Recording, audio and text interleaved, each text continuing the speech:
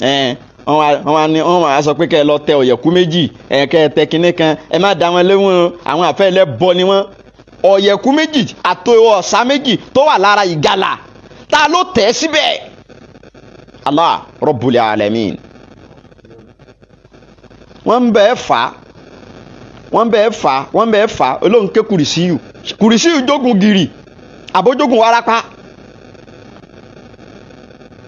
ṣé kùrìsíyù jogun gírì ẹ sọ fún mi warapa ti gbé èèyàn rí káwọn lọ kéyà sí fún kó wá dìde?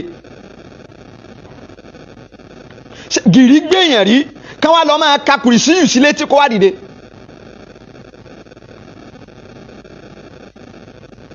Nàìjíríà tá a wà yìí àbí ògún òru múyàn ẹ wá sọ pé ẹ lọ ń ka líláfí? ẹ gbọ́ gbogbo nǹkan ló ní solution tiẹ̀, solution kan yẹn ni kó lọ béèrè lọ́dọ̀ àwọn tó mọ̀. ọ̀rọ̀ Ọlọ́run àwa má rídìí ni ẹ wá títí ẹ̀ ní rídìí rẹ̀.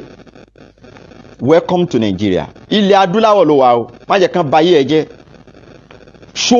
ṣoògùn dáadáa. Ànábì jẹ́ ká mọ àwọn nǹkan kan bíi 4 sí 5 kan tó sì fìdí ẹ̀rin lẹ̀ fún wa. Àkọ́kọ́ ó jẹ́ àmọ̀ wípé a lè ṣoògùn.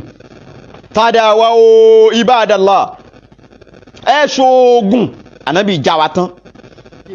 Bọ́ta kẹsẹ̀ bọ́ta lọ sọ́dọ̀ àwọn èèyàn tí wọ́n fún ẹ ní solution sí ìṣòro ayé ẹ. ọ̀rìnrìn yẹn mọ́lẹ̀ ní gbogbo ìgbà ó ń sùn, ọ̀rìnrìn yẹn mọ́lẹ̀ ó jí gbogbo ara rẹ̀ ó ti kún fátọ̀.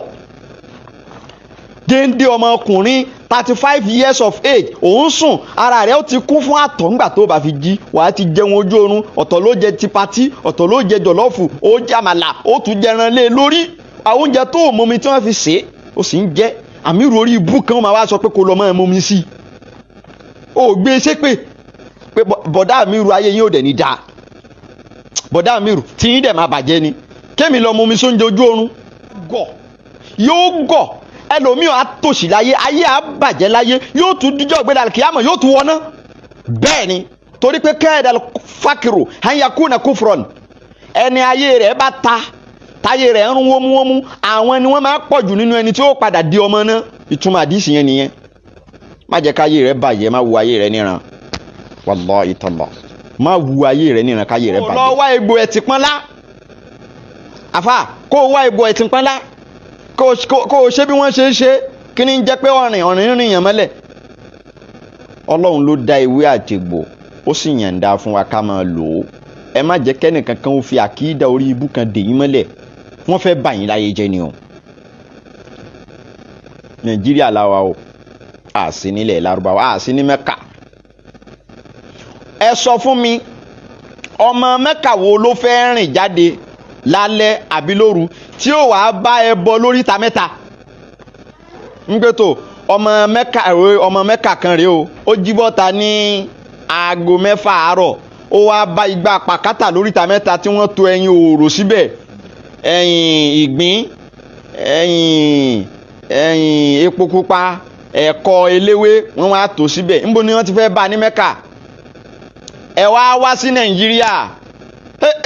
Nàìjíríà àfà, àkàrà elépo kò ní níye, ẹ̀kọ ò ní níye, igbá pàkátà odidi ẹran kò ní níye. ìmíì sì wà ń bẹ̀ tó ṣe pé ẹni ó bá kọ́kọ́ rí ó ti kan èèmọ̀, ó ti kan àdánwò. yín tí ó máa sìn nínú ayé rẹ̀ ń lọ fojú kóhun. Welcome to Nigeria. Welcome to Africa. Welcome to Yoruba land. Nàìjíríà la wà, sí nílẹ̀ Lárúbáwá. kọ́kọ́ mọ̀ yín dájú. àwọn odù tí wọ́n ń tẹ̀hún tó bá jẹ́ nǹkan ṣírík, ní máa rí ẹranko mí inú igbó tẹ́sì máa bá lára wọn. èèyàn wo ló kọ́ bẹ̀? àwọn ọlọ́dẹ pa ìgalà nínú gbóńjọ́ kan, wọ́n ń gbé bọ̀. mo wà ní bèbè odò, wọ́n wá ń gbé ìgalà bọ̀ láti inú oko. nígbà táwọn á débi odò, wọ́n sọ kalẹ̀, wọ́n lọ ń wẹ̀, wọ́n ń ṣe. mo wá ń wo ara ìgalà yẹn, mo sì ń gbé Ọlọ́run ọba tóbi, mo sì ń rí àwọn odù oríṣiríṣi lára ìgalà. ṣé èèyàn ló kọ́ bẹ̀? wọ́n náà lọ pa gálà, àbí tó o bá lọ gúgù gálà wàá rí odù lára rẹ̀. èèyàn wo ló kọ́ síbẹ̀? bẹ́ẹ̀ làwọn ẹranko míì náà wà nínú igbó. ẹ wo ìjàpá, ìjàpá gan bí yẹn bá observe ìjàpá dáadáa yóò bá odù lára rẹ̀. Èèyàn wo ló kọ́? Sáwọn sàyàtínù ló kọ́. Ayé tá a wà ń gbà ayé Ànábì Muhammadu tí wọ́n fi sọ Kùránì kalẹ̀ ń kí àwa mọ́ yìí o. Ìṣòro tí ń kojú àwọn èèyàn nínú ayé lénìí ó ti ju gba náà lọ. We have moved ahead. Àti kú ńbẹ̀. Ayé tá a wà lénìí ayé tí ìyẹn ti ń wọlé tí wọ́n táwọn èèyàn ó dìbò fún tí ó win election táwọn kan ó sì rí igi ẹ̀ ayé yẹn la wà yìí. Àwọn tí wọ́n sì ń sọ pé kò sóògùn ẹmẹ́sóògùn wọ́n rí solution kankan mú wá fún gbogbo àwọn problems yìí. Àwọn èèyàn sì ń fèsì ìṣòro yìí lójoojúmọ́. Ọ̀pọ̀lọpọ̀ àwọn èèyàn wá di èrò church. Ìgbàgbọ́ wo ni ìgbàgbọ́ náà tá a kó dé? Ìgbàgbọ́ tá a kó dé tó sọ rìdíìmù ju bí tó ń kún ju áráàmù lọ. Rìdíìmù lẹ́ni ó ń kún ju mọ́ṣáláṣí Mọ́kà lọ. Bẹ́ẹ̀ ni mo sọ. Redeem camp, redemption camp ó kún ju mọ́ṣáláṣí Mọ́kà lọ. Kí ló fà á? Ìgbàgbọ́ tá a kó dé ni. Káwọn èèyàn máa ṣoògùn mọ́. Gbogbo àwọn tẹ́ ní wọ́n máa ṣoògùn mọ́ ọ̀pọ̀lọpọ̀ alájà ńlẹ̀ bá ní redemption camp ẹ lọ síbẹ̀. Ọmọ àfà ẹlẹ́yà mi tó gbéjìlì bá balẹ̀ ẹ bá níbẹ̀. Winners ìyẹn náà wà ń bẹ̀ ó kún bí ẹ lọ gbogbo àwọn ṣọ́ọ̀ṣì ńláńlá 50% àwọn èèyàn tẹ́ ẹ máa bá ń bẹ̀ Muslim ni wọ́n. Kódà 80% kì í ṣe ọ̀rọ̀ 50 Muslim lẹ́ bá ń bẹ̀ ìmí ó tún borí débẹ̀ nínú àwọn alájà wọ́n tún lo ìborí wọn wọ́n lò wọ bẹ̀ kẹ́ ẹ lè mọ̀ pé alájà làwọn mùsùlùmí làwọn. Wọ́n ń bá eyín góòdù eyín ájì wọ́n ń bá ní redemption camp níbi ìgbàgbọ́ orí burúkú tẹ́ ẹ kó dé. Nígbà táwọn èèyàn ń fèsì ìṣòro tẹ́ ẹ rí solution tíyàn ń jẹun lójú oorun tó ní ọlọ́mọ ẹ̀ mọ́mí sí. Ṣé bí ìṣẹ̀lẹ̀ Lárúbáwá la wà yìí tí wọ́n ti ń mọ́mí sí oúnjẹ ojú oorun? Ṣé Mẹ́kà la wà?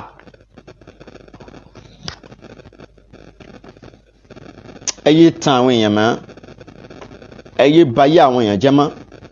Ẹnìkan sì pè mí nínú ọ̀sẹ̀ yìí náà ni ó láàfáà ó ní nǹkan yan fóun o TMC lòun tóun bá mi sọ̀rọ̀ yìí o nǹkan yan o òun fi 10 million naira àbí iye tó pè náà kíní kan million òun fi invest òun ò rí 1 naira mú kó ń bẹ̀ gbogbo nǹkan ń lọ ọlẹ̀ fóun alágan ò báláǹsì wọ́n sì ní kóun máa lo nǹkan kan títí gbogbo nǹkan fi worst tán afá ẹ̀ bá ń wá nǹkan kí ni í ṣe mọ́nítọ̀ báyìí kásá káwọ́dì Ọlọ́run ò bà wá láyé jẹ́ àwa ni ká má báyé ara wa jẹ́ ẹlòmíì ó lówó láyé bílíọ̀nìà ẹ̀ tún bá nínú àlìjọ́nà Ọlọ́run bẹ́ẹ̀ ni níbẹ̀ lẹ́lòmíì ó ti rùn pa títí tí èkú yóò tún dọ́mọ iná lálìkìyàmọ̀ yóò tún wọ̀ náà kó kán lọ́hùn má jẹ́ kí ìyà rẹ̀ di méjì ìyà rẹ̀ má jẹ́ ó di méjì àwọn èèyàn ń bẹ nínú ìṣòro